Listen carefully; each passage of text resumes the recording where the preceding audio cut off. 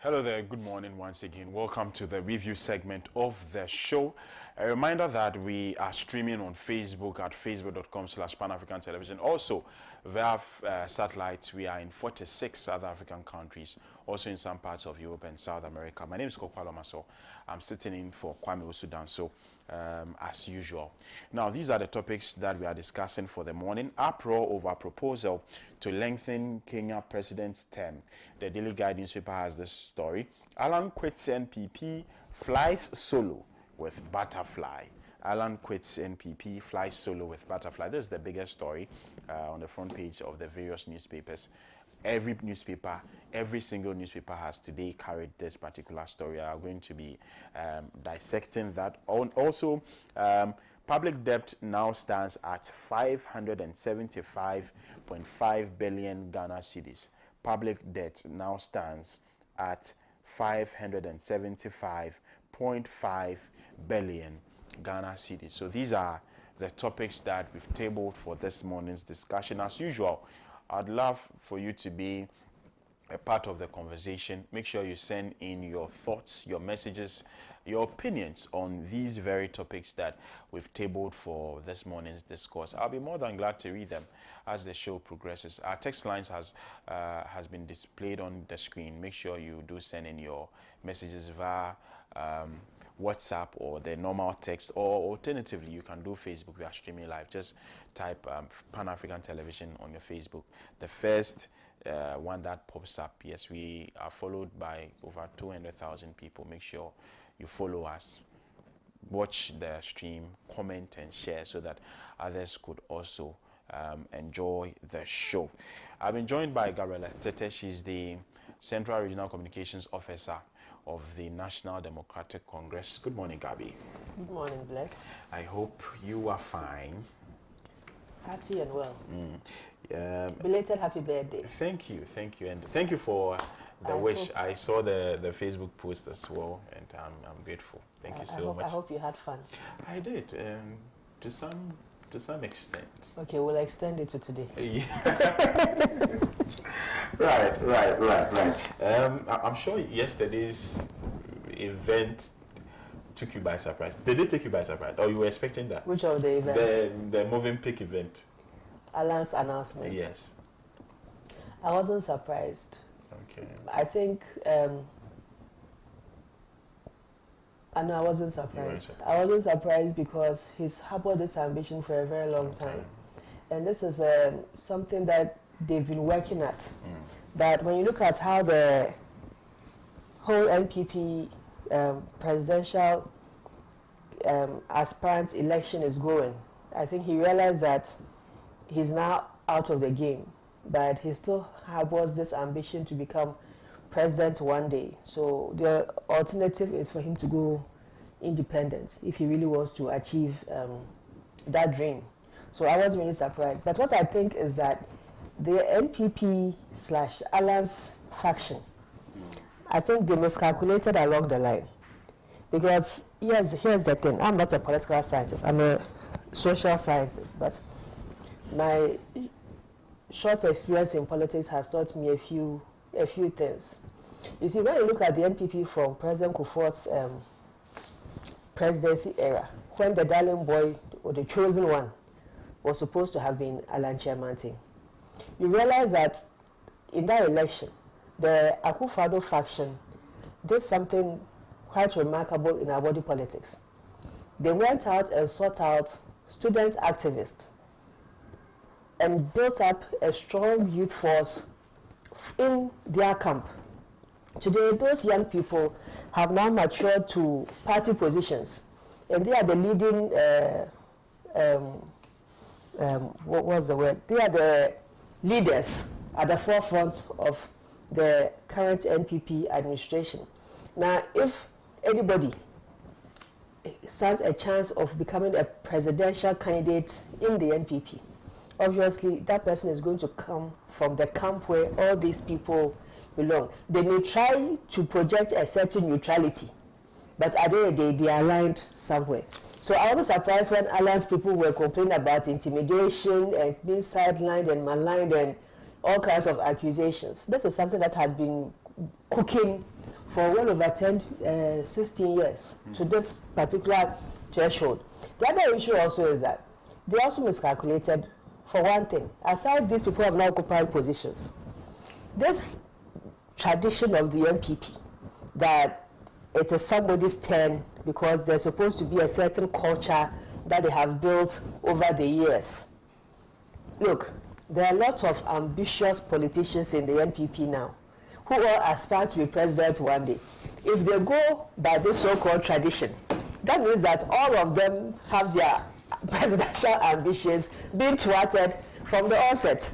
Now, who do you think is going to invest so much of their time, their resources, their personality, their careers into politics and have it truncated because somebody who is old and way up there has to be the one that the mantle has to fall on automatically? It's not going to happen.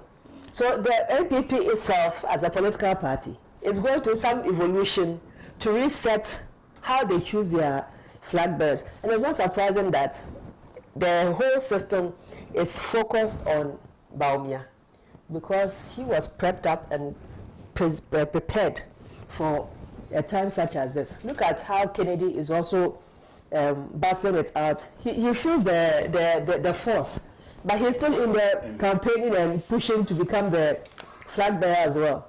I think Alan could have chosen to stay and sort his smoothness level, and then whatever happens in the Bawumia administration as a candidate, not as a president, but as a candidate, he could have negotiated something for himself. But that notwithstanding, his candidature has also presented an opportunity to attempt something in this country, which I doubt will make much of an impact. Because from history, when you look at the impact of this, even the smaller political parties, and the breakaways and the rest, they don't make any marginal differences in the elections. Right. And the only casualty who come out of what is happening in the NPP is the NPP itself, especially in the Ashanti region. Right. I was listening to one of these stations, I forgot which one exactly I was watching, and they went out to interview some Ghanaians on the streets in Ashanti region. And many of them were like, oh, it's long overdue, he should have resigned long ago, and the way he was being treated and all that. But they agree with him that he still has their support and all that. So I was like, okay, well, for those who are disgruntled, for those who are disappointed, those who feel like they've not been served properly in the NPP, they'll probably want to vote independent and vote for Alan. But for those who really want a change in this country, it's obvious where the vote is going to go, and it will come to the NDC. Right. Right. This is just the introduction, yes, isn't it? Because we'll go into details later. This is a sign of things to come. It's our second topic for conversation, but as typical of Pan-African television, we start our morning conversations with our African story. We are looking at Kenya this morning. The story says, uproar over proposal to lengthen Kenya president's term. A senator who belongs to the ruling coalition in Kenya has proposed an extension of presidential term limits from the current 5 to 7 years, sparking sharp reaction in the country. Nandi Senator Samson says President William Ruto, who has been in office for just about a year, might not have enough time to deliver his campaign manifesto. Interesting. However, the proposal has sparked outrage among a section of Kenyans, with the opposition accusing the government of plotting to abolish presidential term limits. On the contrary, it should be reduced to 4 years, 1 term each for the next 6 elections. This is the only sure way to bring national cohesion and to prevent vested interests from entrenching themselves, thus allowing constitutionalism to be fully established. An ex-user posted, if any leader cannot deliver in 10 years, what is the need for adding 4 more? Another user wondered. Last November, President Ruto dismissed a proposal by another UDA legislator to remove presidential term limits in the country. Kenya's constitution sets a 2-term presidential limit, and any change would require a referendum. I remember former President John Ajay Kufuor making the same similar proposal, I think somewhere in 2006 or so thereabout. He came out with this same proposal. But I find this conversation interesting, particularly when it comes to our country, Ghana, and what the future looks like, especially with our current economic situation. Now, the NDC, your party, you are telling us that you want to come and fix things, but you have 4 years, and I feel like this is a part of the conversation that politicians don't have with the masses, telling us the magnitude of the problem at hand, and being very clear that this number of years will be required to solve it, because it appears that already Ghanaians have overblown expectations, by the way. Then you come and promise heaven that, okay, when I come, I'll do this, I'll do that. And when you look at the current economic situation, for me, from where I sit, perhaps I may be educated, I've gone to school, and I'm able to examine things, and I know that this is the gravity, or this is the extent of abyss that the country has found itself in. So it might even require about 20 years to come out of it proper. But you come and tell us that, oh, I'll do this, I'll do that, I'll do this, I'll do that. Is it not a high time that we became honest with the people and tell them that, look, I'd want to come and change things, but 4 years would not be enough. Even before we go to the polls, tell them that 4 years will not be enough. This is the extent of damage that this country has been caused, and it will take X or Y number of years to fix it. That sounds like the realistic thing to do. Yeah. But you see, politics is about giving hope. Politics is about giving hope. So, as a political party, or as a somebody who wants to take over the helms of leadership and power, that's why we have prioritization. And anybody who wants to come into leadership position as a president and is serious about wanting to be president comes on the back of a manifesto, because it's expected that you have sat down, planned properly, the things that you think are going to be necessary, the decisions that ought to be made to fix this country, to project this country, and to align this country to certain achievables in the near future and in the long term. So you are right when you say that politicians like to overpromise. And you see, here's the thing. You are sitting on a nation that has a whole lot of sectors that you have to plan and prepare for. There are some sectors that influence. It's a very complex thing. There are some sectors that have influence on other sectors. For example, the economy has an influence on everything else, right? So sometimes you come in with the expectation that, okay, inflation today is at 50-something%. If we're able to draw down inflation, exchange rate should fluctuate to this level, interest rate should get here, the economy should respond like this. But we're in a very dynamic and complex world. And there are a lot of factors that come to play that are beyond your control. And sometimes, as much as you mean well, it just happens that you are hit by other conditions that throws your plans out of gear. But for the NDC, from the flag bearer and from the party's position, we are maintaining that when we come into office 2024 and are sworn in 2025, our priority, first of all, is to make sure that all the projects that we started that we could not complete and have been left uncompleted by this government are completed. And that is the first priority of the administration. The second priority is to stabilize the economy. Now, there are a lot of young people looking for jobs, and rightly so, because we have a country where, if you look at the age structure of this country, we have so many young people at the base between the ages 0 to 35. They form majority, 50% of the population, and a chunk of them are unemployed or in the informal sector. The public sector alone cannot solve their unemployment challenges, because at any point in time, how many people can you even recruit into the public service? And especially when those recruitments have an effect on the country's revenues and expenditures. Today, as we speak, we know that over 35% of this country's revenues is going into public sector emoluments. So how much commitment can we take from government revenues to create those opportunities? So it has to be private sector led. And that means that it's the real sector that has to be the area of focus for the government. Education, industry, social infrastructure, social amenities, agriculture, manufacturing, services, construction.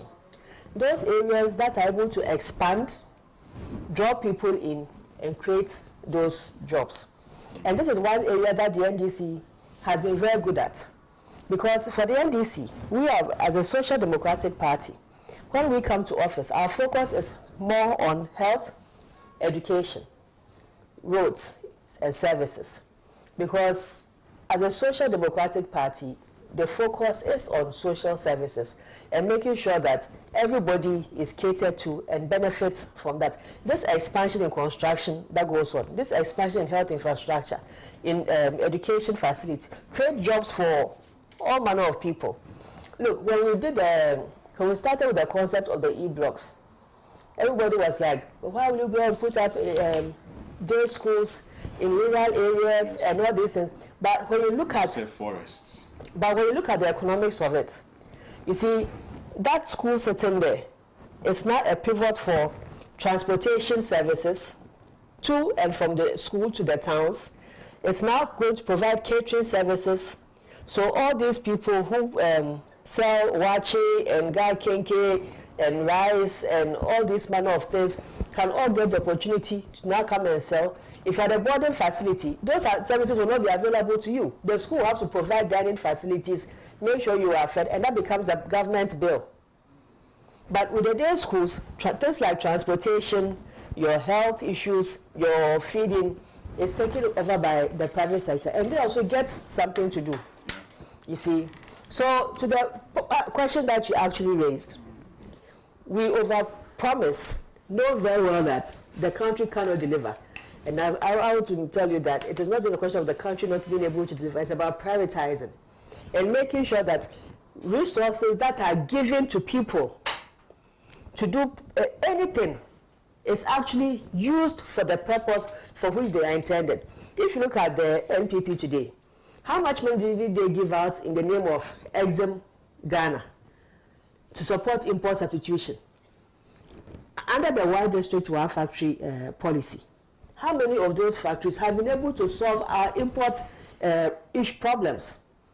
If you take even a sector like rice, and how much they claim they are doing under planting for food and jobs, how much has this been able to cut down on our imports?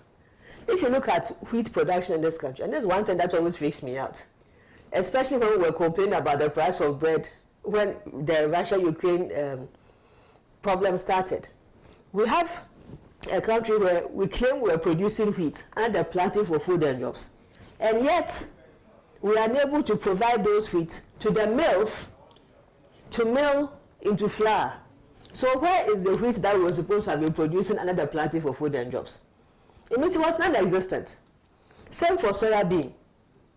You know, under the NDC administration, let me tell you something that happened. If you look at the current downturn that this country is in, government is raising taxes almost everywhere. I'll tell you one policy that government... Tax MCs. I heard about that too.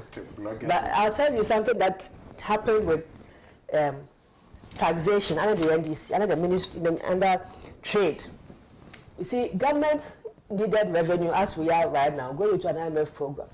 And at that time, this was under President Mills. At that time, the consensus was that let's tax alcohol and tobacco more. So they imposed an excise duty on alcohol products. The big breweries came together and went to protest at the Ministry of Trade that is going to increase the importation of alcohol, and beer and the rest are going to become expensive. So the minister told them that Well, we also need money to be able to fulfill our promises. And we are unable to cut those things because we don't see alcohol as a necessity anyway. So here's what we can do for you. How about we maintain the excise duties on the alcohol? But let's look at alternatives locally that you can use to brew your beer. Two sources that they started working on, cassava and millet. They discovered that it was much easier for them to use the cassava because the alcohol content and the what do you call it? The processing mechanisms was less complicated with the cassava and the rest. So that was the time we had new introduction on the beer market like Eagle Lager, Root Beer. All these were cassava alcohol-based drinks, and they became even very popular. They started adding all kinds of herbs to it, and then they created Origin. You remember Origin? You know Origin. So from a policy of increasing taxation, we came to a consensus that let's find local substitute for what you are going to suffer for this. And then they rather started using cassava, alcohol, to process the beers. Nobody could tell. All they know is that Guinness, Accra Brew has introduced another product. Kumasi Brews has introduced another product. But it was all because of a localized, local content solution to the problem. Today, you are not seeing a lot of these beers on our shelves because they found out that the Nigerians liked these drinks even more than us. And the Nigerian market was bigger. So now they are exporting these things to Nigeria. So you are not seeing a lot of it on the shelves in Ghana. It doesn't mean it's not being produced. It is still being produced. A lot of it have been exported. I feel that we've not been honest to the Ghanaian people. And I would start with this government. For instance, you are telling me that you are going to put up 111 hospitals by the end of your tenure. But that is not going to happen. And they are not going to be truthful to the Ghanaian people and say that, oh, it's not happening. I mean, to start with, why come with such an ambitious, overly ambitious project in the first place? You know that you are not even going to, and I have the same problem with the NEC too, by the way, with the E-blocks and everything. You weren't able to complete even half of what you promised. You see, here's the thing. When you start a project like that, you do a costing for how much all those projects are going to cost you. You go out and you look for funding sources for these projects. Sometimes you are lucky, you get a financier that will tell you, okay, you want to do 100, we can pay for 25 or 30. So you start with what you've received from this financier, right, in a loan. And then you go back to the market and look for further funding for the rest of the project. So even though your initial plan was to complete all this number of projects at a time, you are not able to raise the quantum of finance for the entire project. In the case of the E-blocks, we sought funding from the World Bank, which covered some quantum of E-blocks. And they started with those constructions. And some even came on stream, even before we left office. I think by the time we were leaving office, we had done about 35 or so. But there were 57 at different stages of near completion. Near completion. There was Otram, there's one at Bojuase, there's one at New Edubiase. I mean, they are scattered all over the place, even at Domi. So they are all over the place, and they are serving their purpose. But sometimes you're as a project person, your aim is we want to do so many in so many districts, but you're just not able to raise funding for them on time. Aside that, there are also other issues that come up that you are unable to complete those projects. I think that there was one particular one I saw with the Committee on Health, with the Minta Kando, on this Agenda 111 thing. And apparently the site they chose for the construction of one particular hospital, they found that the place was full of too much gravels, and the contractor was having difficulties excavating to even start the construction. So they decided that in that case, they should find a different location for it. I can't speak for MPP. I speak only for NDC. So I can only focus on the importance of some of the projects that we have done. Sometimes, as I'm saying, you mean well, you want to do so much, but you are unable to. But I think that for this government in particular, As for them, their pension is lying. So even if they are unable to do it, they just want to just throw things out there for people to feel like we are going to do something. So they'll just find some nice rhyme and couch it, and that is it for them. They started with, what do they call it? One district, one factory. If you come to Central Region, right, I can't even count 3, aside Ekofi.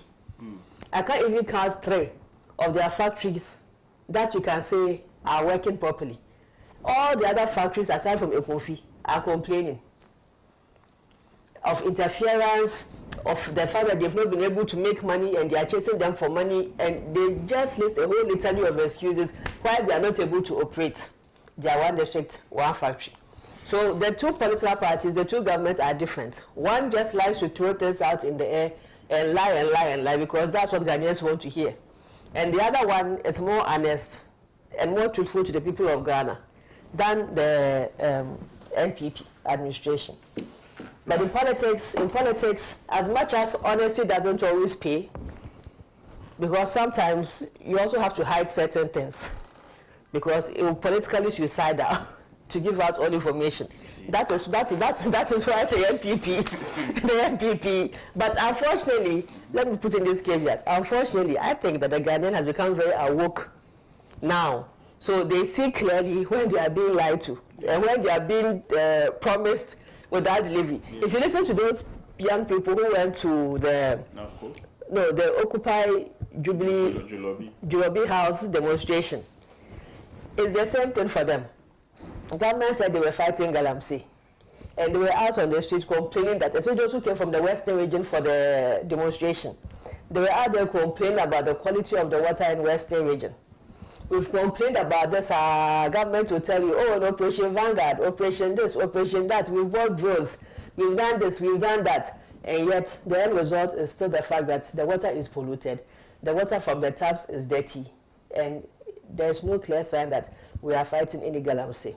You take another example. This NAPCO that you mentioned, that was supposed to have been the solution to our youth unemployment, 100,000 per year. Look, there are people who are chasing me for stipends, for small allowance, to put body and bone and skin together.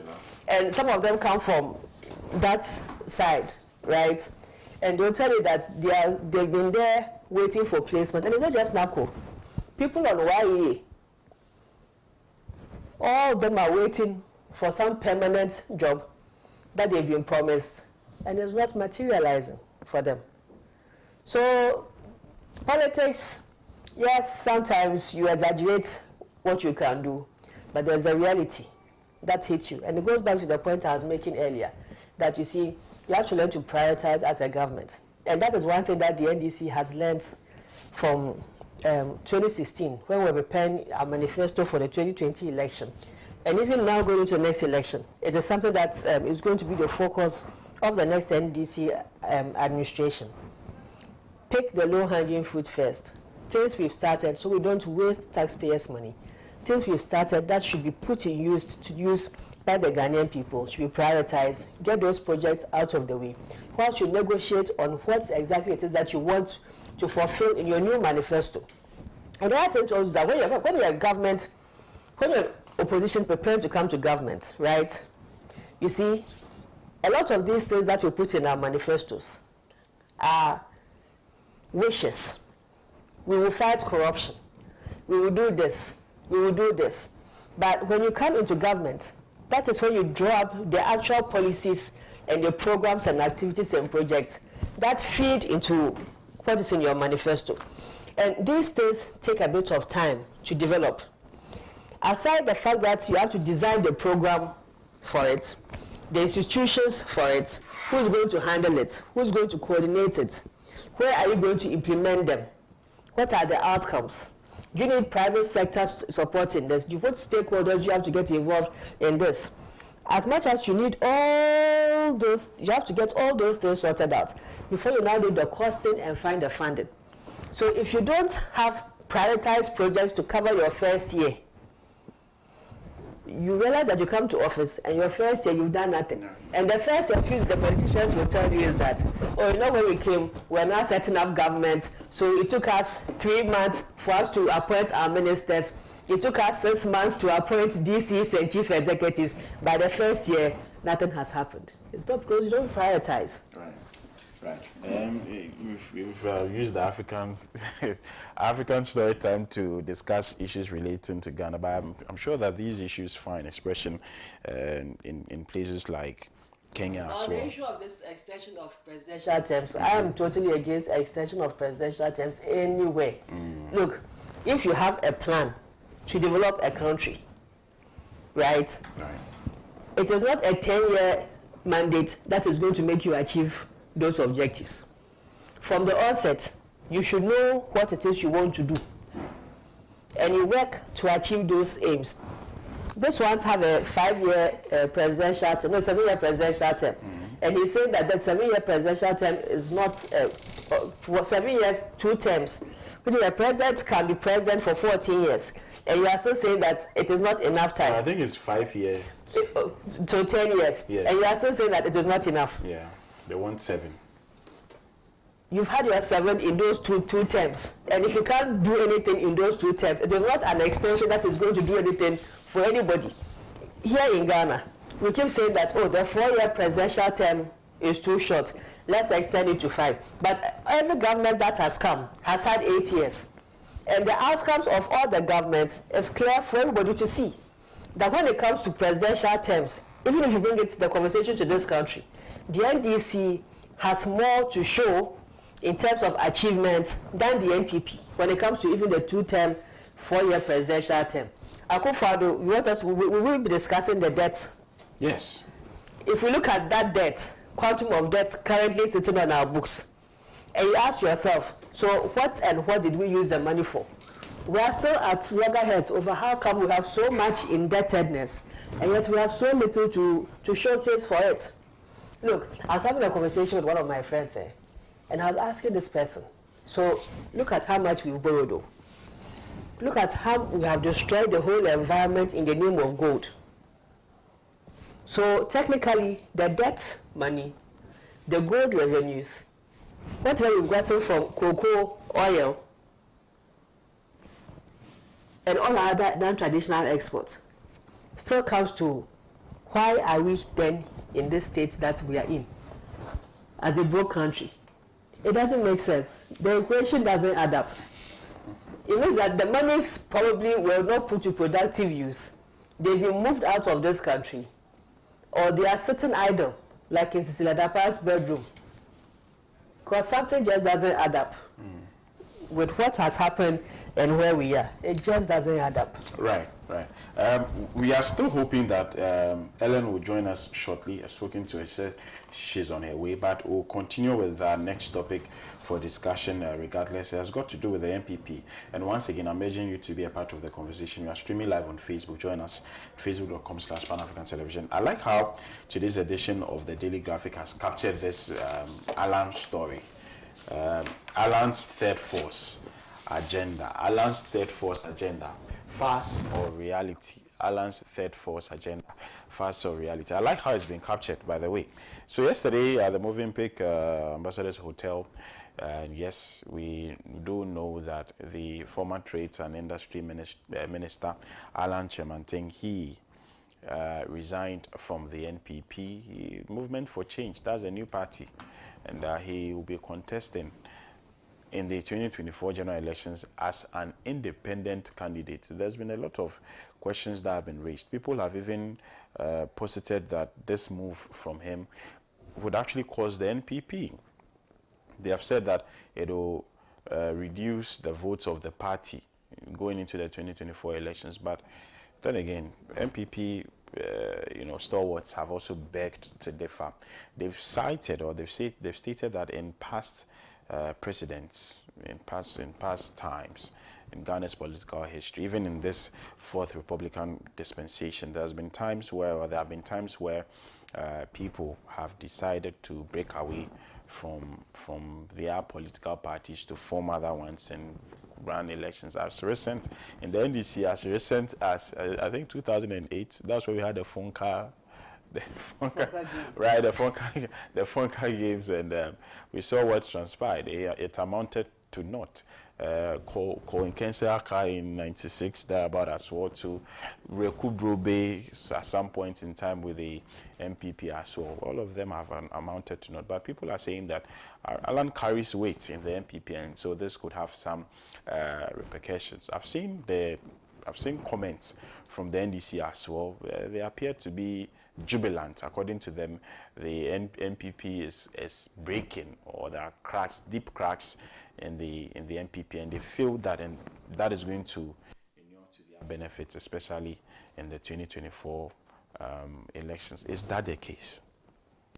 Well, I mean, from the point I was making earlier when we started the show, obviously Alan's extraction out of the MPP is going to cost them a few votes. In a country where, per the constitution, election is won 50% plus just one vote. So every vote is important and every vote counts in this dispensation that we operate in the Fourth Republic. So clearly, if he pulls out of the, not just the race, but the party, and opts for an independent position on the ballot, there are a lot of disgruntled people in the NPP. After this actual flag bearer election, that we'll see how strong Alan is going to be.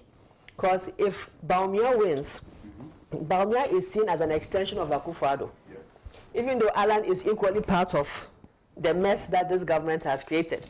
But they see Bawumia rather more as a stooge than Alan, because of the factions they belong to. And there are a lot of people who campaign for this government who have not benefited from this government. There are people who voted for this government who have also not seen anything useful come out of their lives because their aspirations have not been met. So there are a lot of disappointed NPP voters and sympathizers out there who perhaps traditionally will not vote NDC. But because Bawumia takes the flag bearer slot, they will prefer to rather go and vote for Alan, which takes the votes away from NPP. You see? So whichever way you look at it, NPP is going to be the worse for it. Some people will tell you, well, at the end of the day, if you go south, the NPP is still NPP. True, but you're a government that, if you look at the Fourth Republican dispensation we have, you have people, so you have governments that have set the 8-year limit. So clearly the NPP is already on its way out. And then to make matters worse, this also comes and adds to it. It's only going to weaken the front of the NPP come the next general election. No two ways about it. But we are happy. We are happy because obviously when your opponent's house is on fire, you don't go and bring the fire service. You stand there and you watch. So we are happy with everything that's going on in the NPP. It's just an extension of Akufo-Addo's regime. Nothing good is going to come out of Bawumia as president. He sat as head of economic management team, despite the fact that he had 170 questions to ask Emisata on how to fix the economy. It is obvious that he, as vice president, has not been able to even offer one proper recommendation to salvage this economy.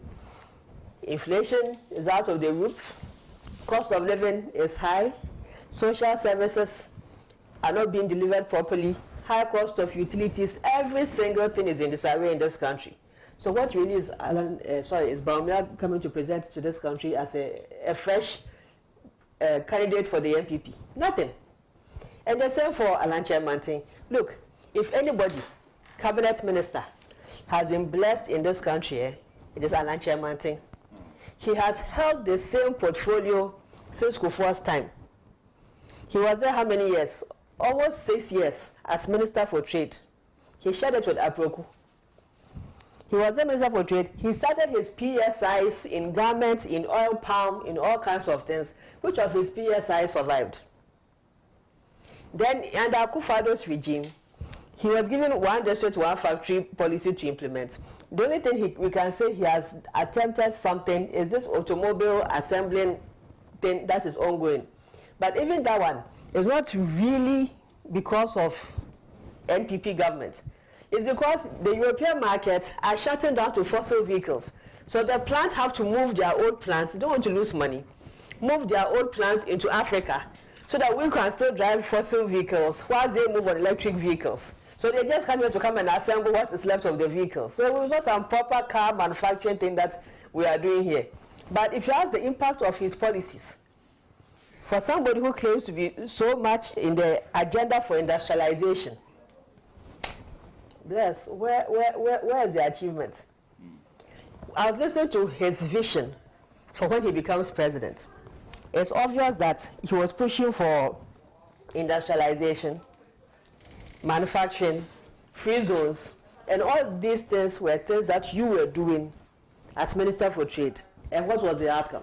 So if as minister, this is the outcome, then the president, then how do we expect anything excessive from you as a president? So, I mean, it is, don't mind here. You are late and you are coming to, so yes, it is obvious that the center of the LPP, whether it is Alan or it is Bawumia, the center is not holding. The center just is not holding, and it can't hold anything. It is fragmented, and it was to be expected. Right. The factions in the LPP have finally come home to roost, and the lines are drawn. We just wait for election 2024. Let me tell you something I've heard, or there are rumors arrived that he may actually join the National Democratic Congress at the end. Remember flag bearer? Maybe as vice. As what? As vice presidential candidate of the party. What has he done for us that we will make him vice president? Well, maybe to better your chances of winning the 2024. We don't need him to do anything. We have candidates who potential vice presidents that are being that are vetted for that position. We don't need him as a candidate. He can come and join as a member, and then we'll accept him as a member. But as a vice president, not elevate him to that status. The grassroots will even reject that proposal. Any NDC person who attempts that proposal, the grassroots will chase him out. Right. Ms. Delco has just joined us. Ms. Delco, good morning. Good morning. I trust you're fine. It's been a hectic morning, but I'm okay. Right. My apologies. As for it looks like the past 2 weeks I've been apologizing. Yeah. For turning up late. But I can understand. I can understand, by the way. We are talking about yesterday's news that hits the, I don't know if I can say it hits the NPP, but from the press statement or the press release from the party, they are saying that today at 2 p.m. they are going to properly address the issue. But let me also mention that Ms. Delco is part of the Team Bawumia. Bawumia campaign team. She's been around the country, and I'd want to particularly find out from her what she makes of this development with regards to the flag bearership race of the party. We do know for a fact that a few weeks ago, Alan decided to pull out. Now, yesterday, he officially resigned from the party to contest the 2024 general elections as an independent candidate. Now, what does this mean, especially to Team Bawumia? Ms. Delco. Good morning once again. Team Bawumia, I don't think we are too perturbed about it. Right. I'm sure he was a competitor. And he pulled out 3 weeks ago. So this one doesn't really. One less. I mean, it doesn't really.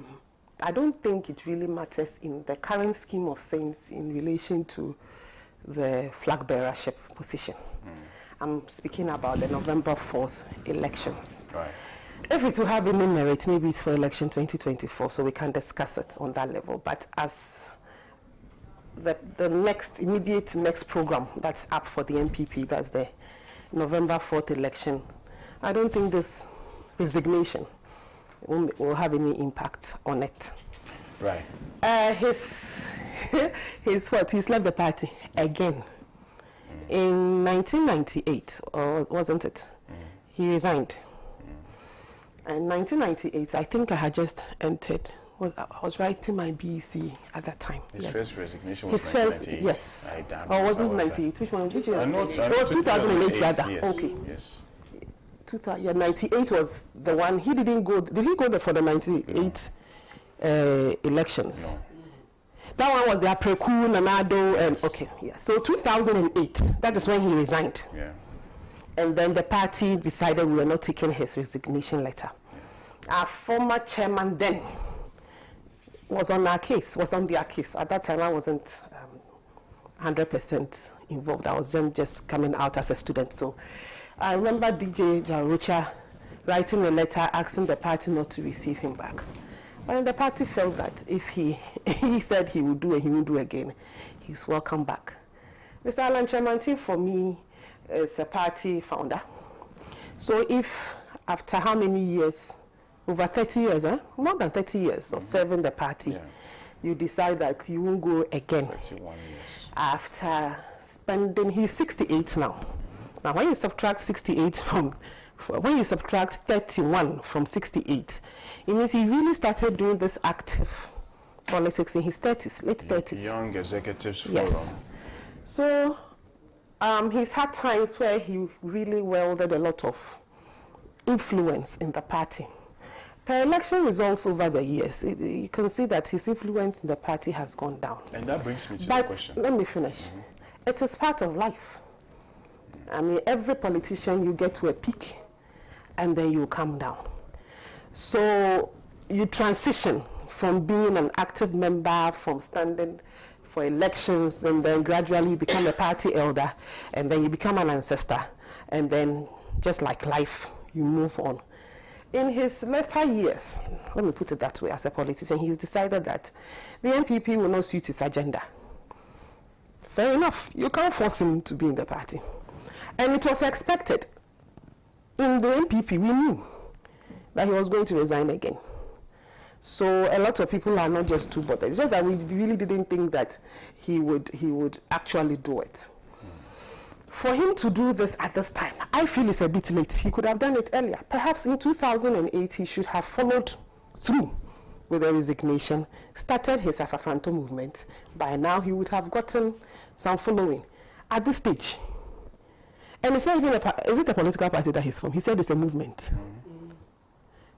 Well, let's see how it will pan out. But for the NPP, I don't think we are too bothered. Of course, my general secretary will come out with a statement later today, and he actually wants to speak not on the resignation, but on the allegations he made. You know, he made a lot of allegations on how the elections, the special delegates were run and all that. So I'm sure the general secretary will sort it out. But for me, speaking as a political person, I really don't see how this is going to affect anybody in the NPP. I don't think so. Right. I'll come to you again on how this development may affect the chances of the party in the 2024 general elections. But you were talking about his resignation in 2008 after he had lost to the current president, who was then vying for the flag bearership of the party. A lot of things have happened since 2008. And that conversation about, oh, let me run. When I'm done, it'll be your turn. But then and people decide that they are going to bring in that promise that, okay, who promised him that? The current president made that statement at the time, I remember. And the current president made that statement to him, that he can 250,000 people. But I want to find out from you what has contributed to this particular development. Is it the case that in 2011, when everybody expected that the then candidate Akufo-Addo would run without anybody contesting him. And despite that promise of, oh, when I'm done, it will be your turn, Alan contested him in 2011, contested him again in 2014. And if you look at the votes he obtained in 2011, 2014, both times, his votes reduced drastically, which were signs that his popularity in the party had waned. Are these the reasons? People say that maybe the president is trying to give him a dose of his own medicine, because you decided to contest me when all signs were clear that the whole party was for me. You still decided to contest me regardless. Is it payback time? Payback time for who? President Akufo-Addo is done. He's done with his work. The internal party politics, he's done his own. He's become flag bearer. He's become president. So if we are fighting for your significance in the party, I really don't see how President Akufo-Addo would determine your popularity or not. I'm asking. The MPP flag bearership seat is not a kingship. It's not like your hometown chief. It is a political party. We fight for it. I don't know if you get my point. As somebody who is interested in becoming, what do we call it, political leader, that is becoming the flag bearer of the MPP, you have to fight for it. President Akufo-Addo fought for it. He started fighting for it in '98. In fact, I think President Akufo-Addo even went with, was he part of the group that went with Edubwa in those days? And over the time, he has fought for it. So you build your people in the party, you build your popularity. So that it gets to a point, it is automatic. As he said, it got to a point, it was quite clear that President Akufo-Addo was going to lead the party. But even with that, you got everybody else competing him anyway. Wasn't it in 2008 that we had 16 other people competing President Akufo-Addo? So in our party, we fight for everything. We fight. So if Mr. Chemantin thought that they were going to hand over, the MPP is going to hand over flag bearership of the party to him on a silver platter, not in my party. In my party, even all the way to polling station executives, we go for elections, we fight it out. And that is what it's supposed to be. Mr. Chemantin, for me personally, I think he lost his relevance in the MPP years ago. He lost touch with the young people of the MPP. As we speak now, the people who are going to vote for this upcoming presidential elections, 250,000, 65% of them are all under 45 years. 65% of our delegates are all under 45 years. How many of those people is Mr. Chemantin, in touch with? How many of those people did he help when they were going for their polling station elections? How many of those people are in his league? In the just ended, the Special Delegates Conference, how many constituencies did he visit? It got to a point he was doing what we call the cluster campaign with all these issues. So if you tell me that President Akufo-Addo is paying him back in his own coin, President Akufo-Addo is not going for flag bearership elections again. And as somebody who has experience in this, I thought maybe he could beat all of them. But Dr. Bawumia just didn't beat him. Kennedy Agyapong also beat him. And if we speak about people who have influence in our party now, Mr. Chemantin doesn't have any. Mr. Kennedy Agyapong even has more than he does. That is why I'm wondering why he decides that at this point in his life he wants to move and form the Afafanto movement. But you couldn't, when you are with the elephant, a whole huge elephant, you couldn't survive. You think you can survive with a butterfly? We wish him well. Honestly, we wish him well. But I believe personally that he lost his relevance in my party some 15 years ago. Would this decision to run in the 2024 general elections as an independent candidate have any effect on the electoral fortunes of the MPP? Any effects? It will have some effects. Of course, I'm sure he's going to live with some people who are also MPP members and who are in his favor. And in every election, even one vote is important. So if you're asking about any effect, yes, it will have some effect. Would it be but would it be huge enough? significant? Yes. No, I don't think so. In 2000, Reku Bobe thought he was one of the most popular people in the NPP. He left. What happened? This is not the first time somebody is breaking away from the NPP. And we see it in other political parties. When you people had your Funka games. So, as for leaving, he will leave. Would it have effect? I believe some people will follow him. But would it be significant? I don't think so. So Ellen has confirmed a lot of the submissions I gave. That's what? First of all, that Alan lost guard with the youth. Because whilst Akufo-Addo's faction were raising a whole generation of new youth for the NPP, Alan was busy waiting for Edumiso. That the man's campaign mantra for this elections, Edumiso. And you don't do so. NPP, we don't have Edumiso in NPP. You would have to fight for everything that you get in that party. And you know why we do that? So that when you get to that seat, we can tell you what we want to tell you. Nobody has Edumiso in my party. So maybe this is a lesson to the young ones who are coming and who have ambitions. Don't sit in your house and think that somebody has promised you. How can you say that President Akufo-Addo promised you? President Akufo-Addo has 1 vote. The polling station executive sitting in Chirawenchi also has 1 vote. Has Mr. Alan Shamantin been there? Has he been to the Buru region to go and convince that person to vote for him? And then you sit in Accra and tell me, say, do so. Well, I do have a fantoso, so. Is it, and I'm saying this because people are saying that this might be the third force that Ghana has. So Ghana he's going to needs. put members on the NDC?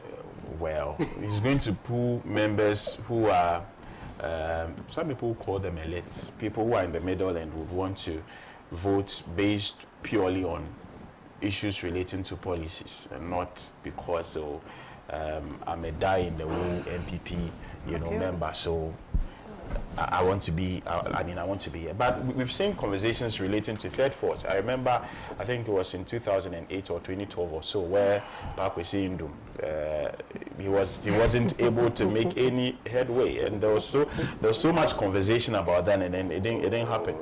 You see, the issue of a third force in this country, this is not Nigeria, and none of these candidates that are projecting themselves as third force is a Peter Obi, who has the charisma to draw the youth and an action person. When you look at Alan's track record, I was telling you that he's been probably the longest serving Minister for Trade and Industry in this country. He has. Yet none of his policies has been able to actually hold the test of time. So if you are going to measure his competence and his achievements on what he can deliver as a president, it's difficult to really reconcile the two. What they want to attempt to do is to look at the disgruntled youth and the dissonance in the economy and try and hype on that to build a certain credibility for themselves. But you see, I don't think that even that strength of the youth is enough to make much of a change in the general election, because of the strength of these two political parties, the NDC and the NPP. Any attempt at a third force or any attempt at anything should rather be with a new leadership presented to the people of Ghana, one that brings confidence to the people, one that portrays competence, one that portrays a strong vision, and somebody who has a record of being able to achieve something. That is that kind of person that can hit a third force. But that person is not Alan Chairmantin.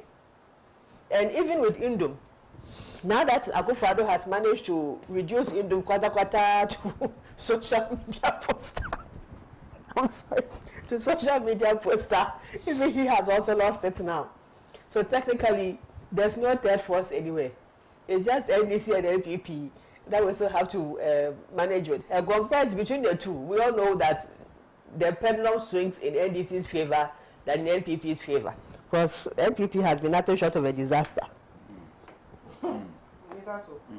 Interesting. Anyway, what third force? Yeah. And assuming a third force comes up, which parliamentarians is he going to use? He said I think from his He said he will draw from all the political parties. No. I mean, in Parliament, for you to work as president, Yeah.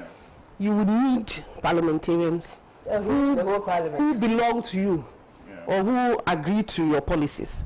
And in our current parliament as it is, the parliament doesn't really have space for third force. I don't know if you are either with the majority or you are with the minority. If you are an independent candidate, you have to choose where you want to be. So assuming that he's able to win, would he be able to convince the NPP You have to build MPs? consensus with all the political yes, parties he's to building- push his he's policies. building- And that will be a disaster. He's Because building if you what? can't convince all of them to come on board and push your policy, nothing will happen in your government. And you need to thirds. Yeah. And you think that MPP MPs, whoever they are, would ever support him in his Afafanto movement if he's president. Perhaps he can convince some NDC MPs to follow him, but that one could not. So sometimes when you launch these things, I think Ghanaians want the situation whereby parliamentarians would be independent. which one means? Would be independent as we asking, were which expecting Ghanaians? of this hung parliament. What happened? We're expecting that they'd be able to take decisions that would that may not necessarily be Yes. MPP or NDC decisions. Unless so maybe we change- with the president who is an independent candidate, we can have parliamentarians take those decisions. Governance will run to a halt.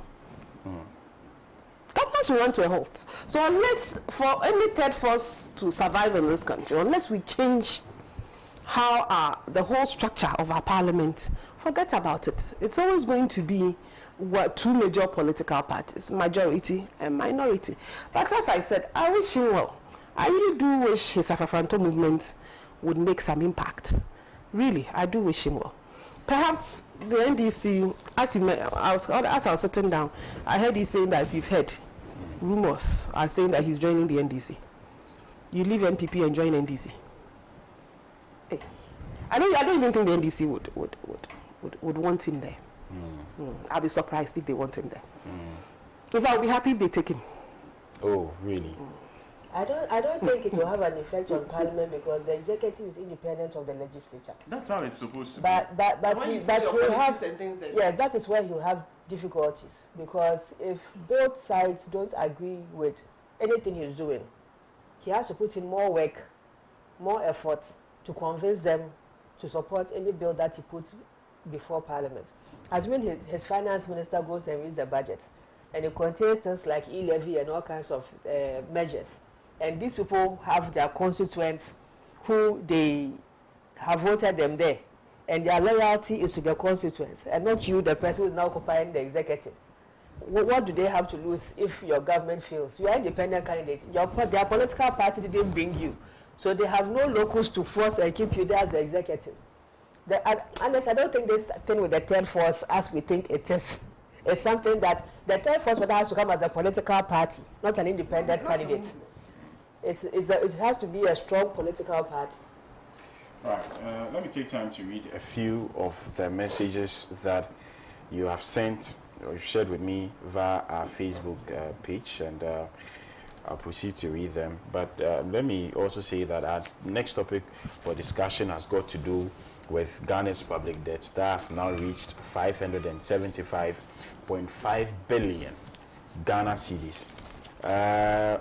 Let me read a few of your messages. Julie Belinda Aubry says MPP is still in shock because everything is falling apart. They have to remember this 50+1 you need when it comes to the 50+1 vote, you need everyone. As for NDC, we are working hard and vote this government out of power. Okay, this one says MPP has now become a party. We just came to power to mess up this beautiful country. They just don't have the men, only propagandists, galamseyers and foot soldiers. Musa Batwa says an airplane is faulty and about to crash, and you have the opportunity to use parachutes to get out, and they are telling you to wait for it to crash together. That's exactly how Alan has become now in the NPP. Even though Alan Chiamantain cannot recuse himself from the economic mess and unprecedented corruption, I think he has taken a wise decision. Julie says, good morning, watching from the UK. Greetings to Gabriela. This one here says, my name is Yao Preko. Dr. Akoto Efi is number 3 on the ballot paper coming November 4. We are pleading on all delegates to make their physical support for Dr. Akoto Efi to reflect on the ballot paper on the set date of the election, and we will experience the best leadership in our party. Thank you so much for your message. Kotoka Gameli says, good morning, my brother. To be frank, I support the independent candidature for Mr. Alan, because President Nana Akufo-Addo and the party leadership of MPP have not done any good thing, have not done any good to this gentleman at all. He gave out to Nana Addo to become president today, and why are they doing this to him now? From Kotoka Courage inside Anglogan Lashibi in the Volta region. Right, thank you so much for your messages. Let me proceed to what will be our final topic. Public debt now stands at 575.5 billion Ghana cedi. I read 2 paragraphs of the story. It says Ghana's public debt now stands at 575.5 billion or 52.3 billion at the end of June 2023, representing approximately 71.9% of gross domestic product, that is GDP. This is from 547.8 billion Ghana cedi recorded at the end of January 2023, according to figures from the Bank of Ghana. However, the nominal debt for the period under review was 800.9 billion Ghana cedis. The provisional debt data shows a significant increase in Ghana's public debt, largely due to exogenous factors. The domestic debt component was 246.9 billion, which represents 30.8% of GDP, and whilst external debt was $29.9 billion or 328.6 billion, representing 40.1% of GDP. Well, the never-ending conversation of our debt stock and how it continues to spike every single day. Gabi. The Sikano way. Sikano. Ewahi. That's the question for Nana Akufo-Addo and Bawumia to answer for us. Let me chip in.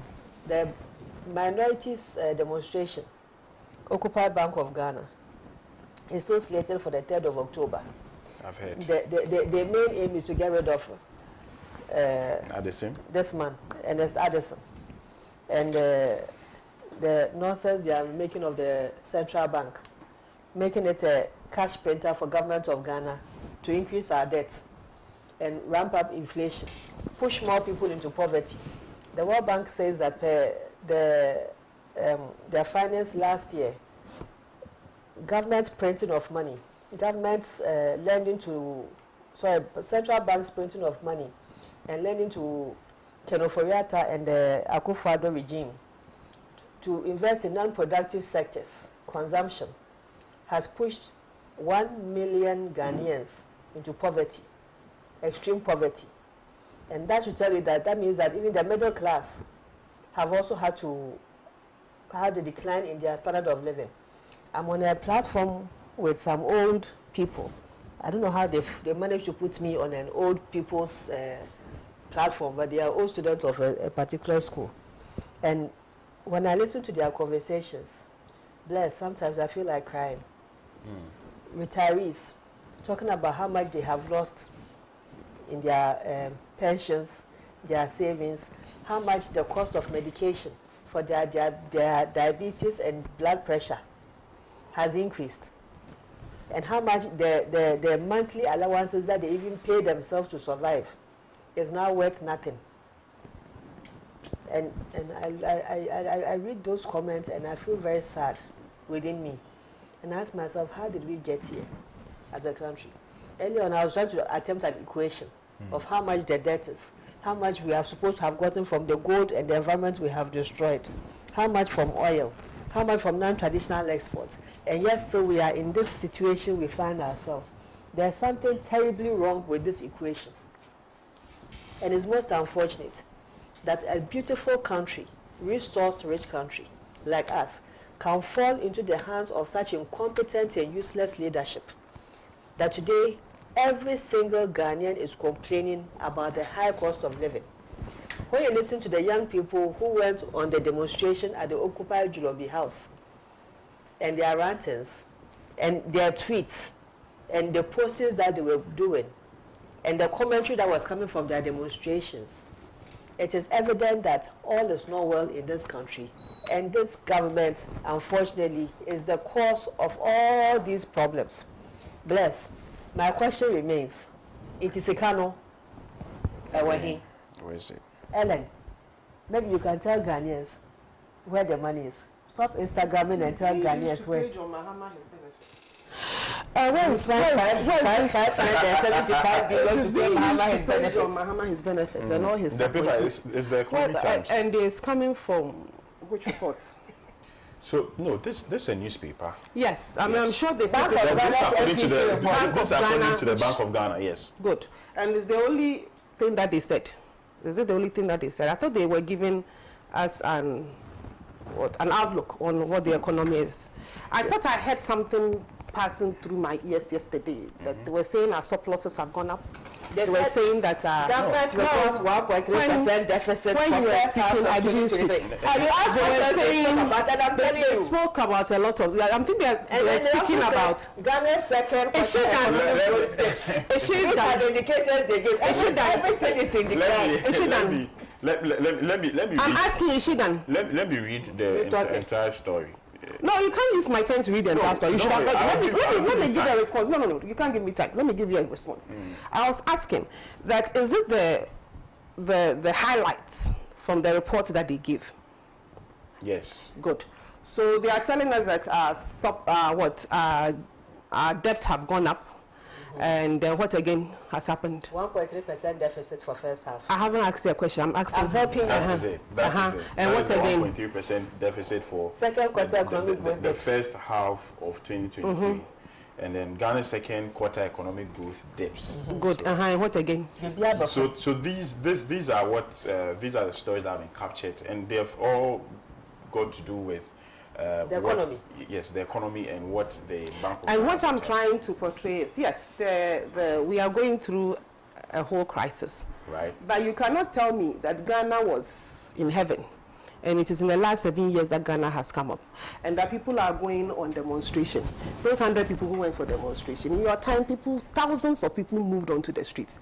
So this whole business of asking me where the money is, some of that money is being used to pay your former president and his appointees and his aides, the Ice Gracia. Some of that money is being used to take care of the people who work for us. Some of that money is being used to take care of our economic problems. So you don't ask me where the money is. You know where it is. Perhaps Mr. Mahama can return some of his money, which we're asking him to return, so that he can also help with the economic recovery of the country. Selfishly, he's keeping it. And then he's coming to tell us that he's coming to do something different. The question I've been asking you guys for the past how many years is, you are bringing the same old face. What is he going to do different? For the past 3 years, this country has been going through a whole economic crisis. And it's not just Ghana. In the past 1 year, this government have been trying to get all of us out. And as it is typical of you who couldn't do the job. You are sitting here asking me where the money is. Some of it is going into your people. So perhaps you can return it. And then you can tell us what you are going to do differently. Now, the Bank of Ghana and their issues and all the things that they are telling us. Well, this is mid-year or third quarter reports. So let's see how it will go for the end of the year. I think that they are trying their best. The government is trying its best.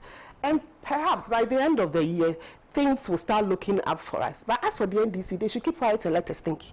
Because when there was no crisis in their time, even that one, we were in debt. You couldn't do it. Somebody is trying very hard to do it with a crisis, and you are still asking questions.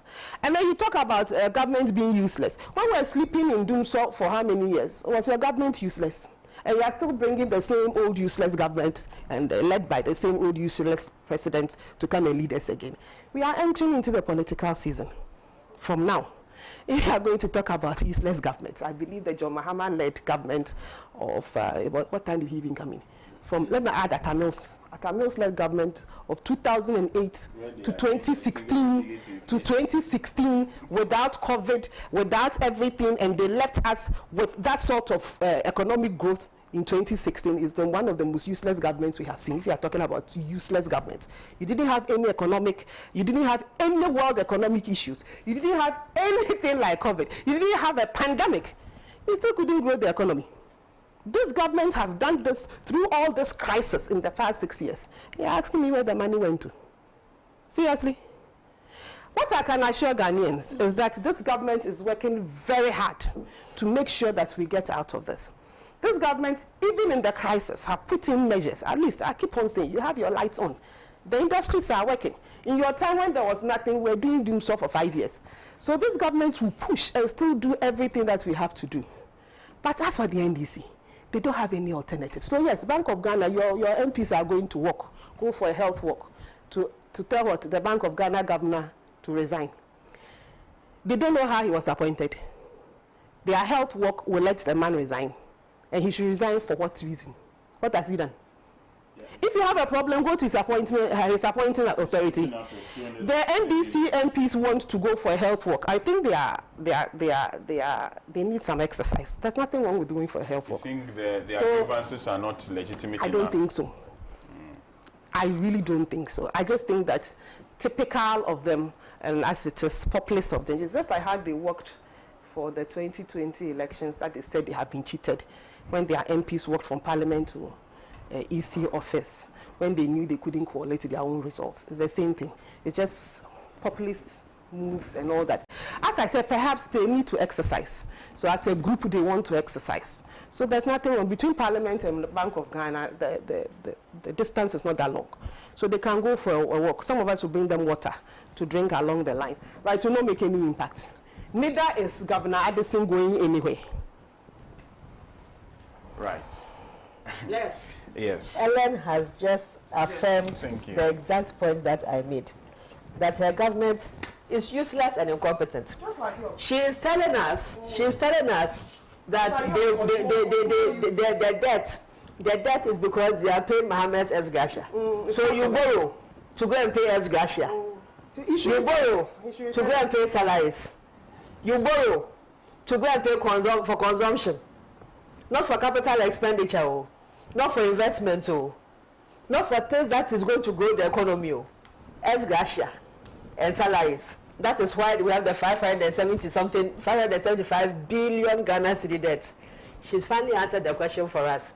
The monies are under the belts of the appointees.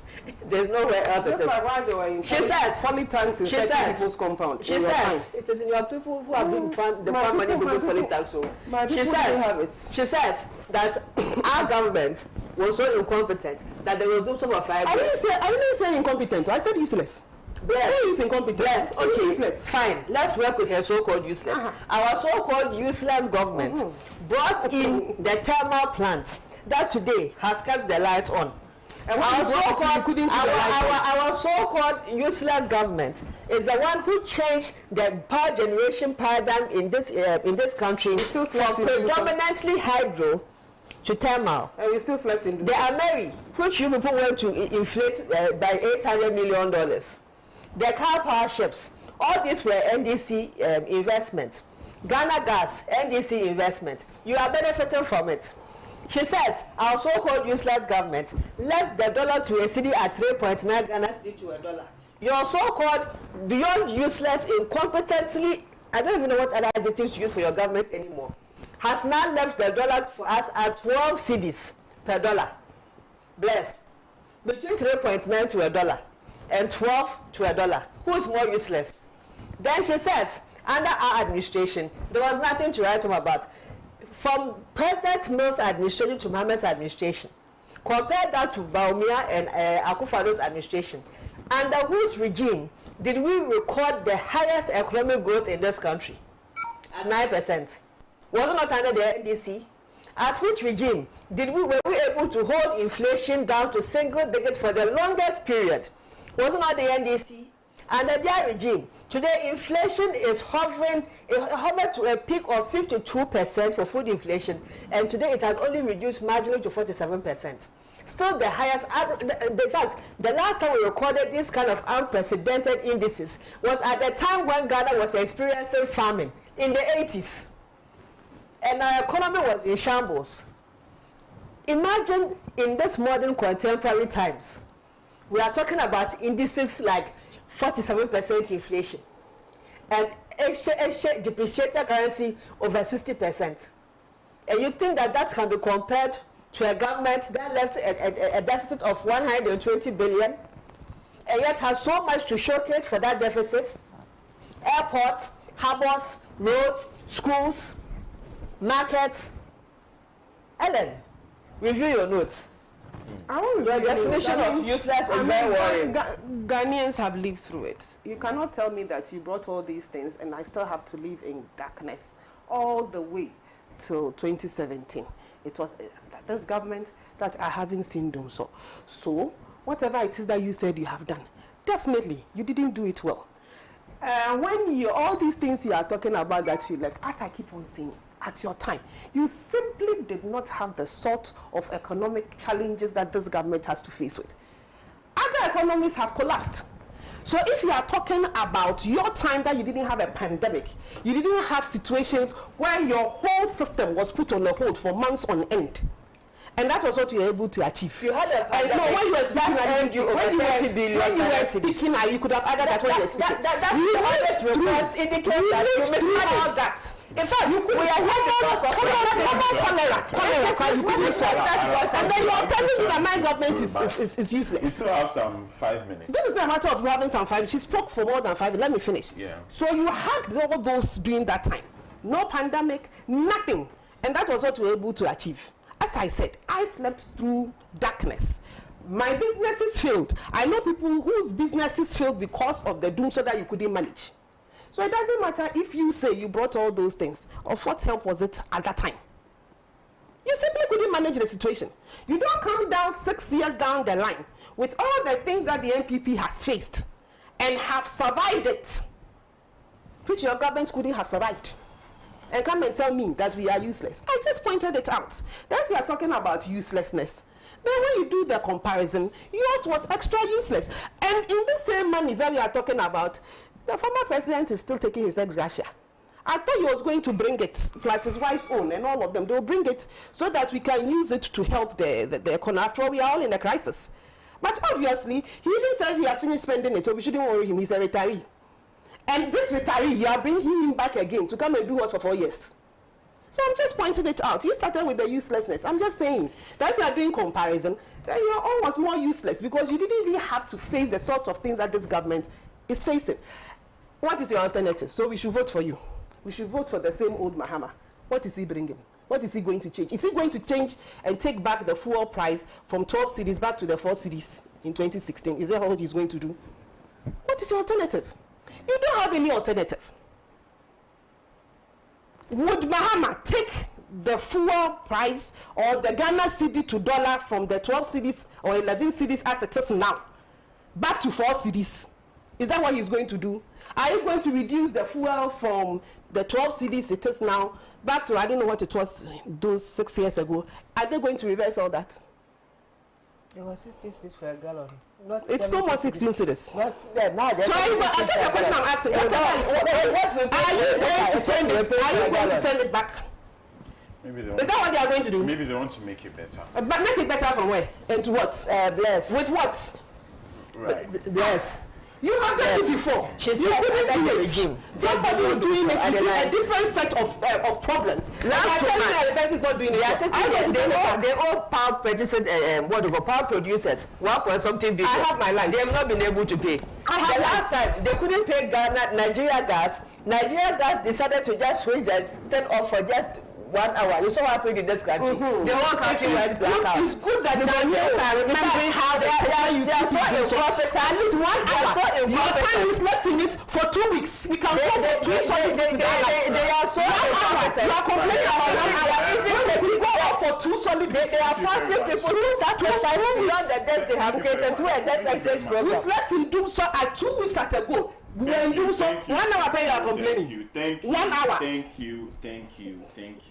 Last 2 days I slept without light. That was your area. I have a number of messages from Facebook.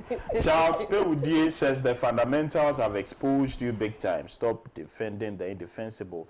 You had more money and even stole some into your bedrooms. I don't know whether this is in reference to the NPP or the NDC. You didn't tell us. NDC person has money in their bedroom. Julie Belinda says most of them will run. NPP said Dumso is better. Oh, well, it is not. The message is not so clear. But we'll be speaking to Honorable Segbefia. He is in the United Kingdom, but we'll be connecting to him via Zoom. He is going to be speaking on a very important issue that's got to do with Ghana's water. It's got to do with the Ghana Water Company Limited. We do know that since time immemorial, for the last 100 years, we've used chlorine to, purify our water before it runs through our taps. Well, what we are hearing, or documents we have intercepted, indicates that there's another chemical which is called One Drop, which we want to sign onto, and we are going to be substituting the chlorine for the One Drop. I understand that it's been around for quite some time, not too long. Ostensibly from Europe, but it has never been used there. But we want to try and then use it here. Now, Honorable Segbefia is concerned because there's no official communication on this. The Ghanaian people do not know about this. According to him, the Ministry of Sanitation and Water Resources was supposed to sign this. According to him, Honorable Cecilia Abnadapa, who has resigned, was supposed to have signed this, and we all know the issues that came up. She no longer occupies that position, but he is saying that it appears we are going to sign onto it regardless, and there's no official communication to the Ghanaian people. Had it not been the fact that he told me about it yesterday, myself, I wouldn't have known about it, that chlorine, which we've used since time immemorial, there's another one, there's a different company called One Drop, and that One Drop, I understand, is used for hand sanitizers. And because it's used for hand sanitizer, according to them, they've done some research, and they believe that it could also purify water, and that is what we are signing on to. And there's no if you FDA did analysis on it yet. Well, we've not seen. So you can't put out half information. We've not. That is why we are trying to get to the Ghana Water Company and let's. We are trying to get the Ghana Water Company itself. To Honorable Segbefia, for him to give us details of what he has picked up so far. I've seen news. I've seen stories on the internet that supposedly is coming from this One Drop company that are telling us the reasons. Is it the name of the company that is One Drop, or the name of the chemical that is One Drop? The chemical is also called One Drop. The name of the company is also called One Drop. Okay. And they are telling us that chlorine is no good.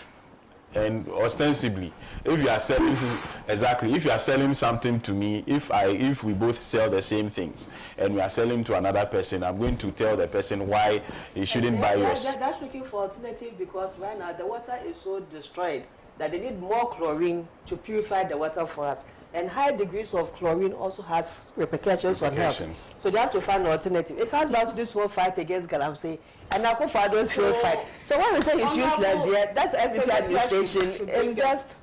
Or should give you the details of why he thinks that we should rather use chlorine instead of using One Drop. What is One Drop? He is not saying that we should not use One Drop. So what is particularly concerned about the fact that this has not been put out. And when Ghana Water, people I'm coming. don't know about when it. Ghana Water is buying new chemicals or they are using chemicals to clean our water, do they tell us about it? We do know that chlorine is what has been used. Is it all only the time. chlorine that is used? Yes. Only. Yes, they use chlorine. No, I'm asking. Is They use chlorine the only that is what only they chemical use. So that they use? They are trying to substitute it. Why are you substituting it? And I mean, And the the point reason is, why- my issue here now is what I don't like the impression being given out as if the Ghanaian people are being shortchanged for something.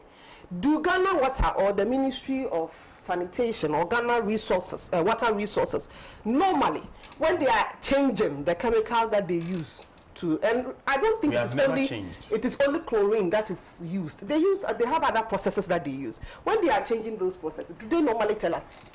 If they do, is it time for them to I tell think- us? I think maybe- if they have it, maybe- then Honorable Senefia have found something out.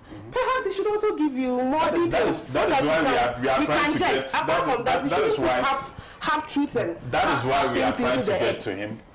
Have you spoken to Ghana Water? We are going for a short break, after which Honorable Segbefia will join us. And Perhaps you And can just to remind her that conversations Baumia on confirmed this that issue. Bahama fixed Dumso. So if Baumia she's didn't still, confirm anything, if she's please. still fighting her Dumso I issues, still slept in Dumso from 2000 when whatever to 2016. I slept in it. 2 weeks continuously. We are going 2 for a weeks. break. Hello.